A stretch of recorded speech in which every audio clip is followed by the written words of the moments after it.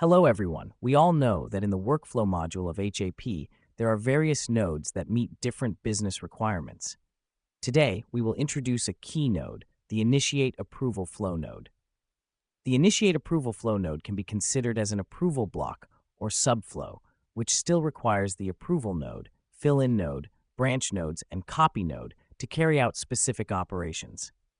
For example, when an applicant submits a reimbursement request, if the amount is less than $1,000, only the department head's approval is required.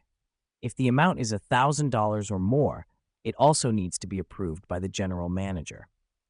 After approval, a copy is sent to the applicant's immediate supervisor. Let's create a workflow triggered by a worksheet. Select the reimbursement worksheet, then add an Initiate Approval Flow node. You can choose to create a new approval process or copy an existing one. Here we choose to create a new one. Then modify the name of the approval process and set it as Reimbursement Approval. Next, configure the initiation node of the approval process. First, we can modify the name of the initiation node. Set the data object. Specify who initiates the approval, usually the creator of the record or the trigger of the workflow. For the initiator's actions, you can set whether the initiator is allowed to withdraw or urge the approval. Then set the action when the initiator is empty. There are 4 operation options: automatically move to the next node, agent by the workflow owner, agent by specified members, or end the workflow. Next is the workflow settings. As mentioned earlier, the Initiate Approval Flow node is an independent process, and you can configure the owner of the process. When the initiator, approver, or filler is empty, you can choose to have it delegated by the process owner. You can also set under what circumstances to approve automatically. The settings when the approver is empty are similar to those when the initiator is empty. As for data updates, during approval, the approver can return it to the initiator or a previous approver. If returned to the initiator, you can set to automatically modify some fields, such as changing the status to returned. Next, add the first approval node.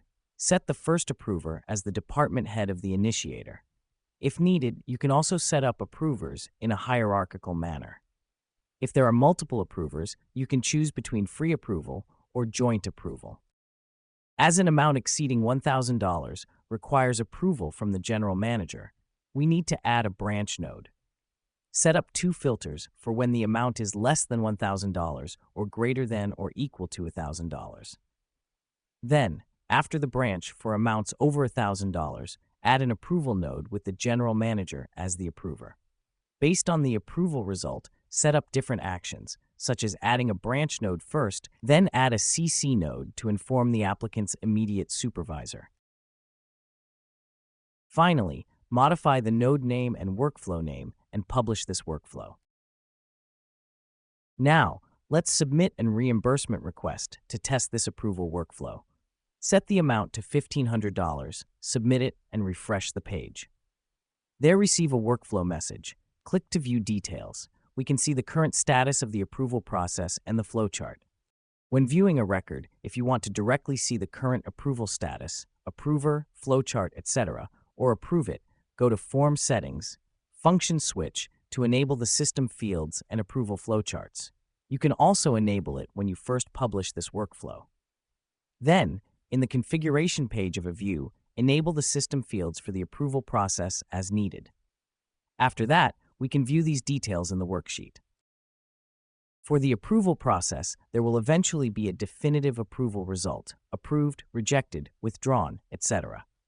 After the Initiate Approval Flow node, we can add a branch node to automate different actions based on the result. Set the filters based on results.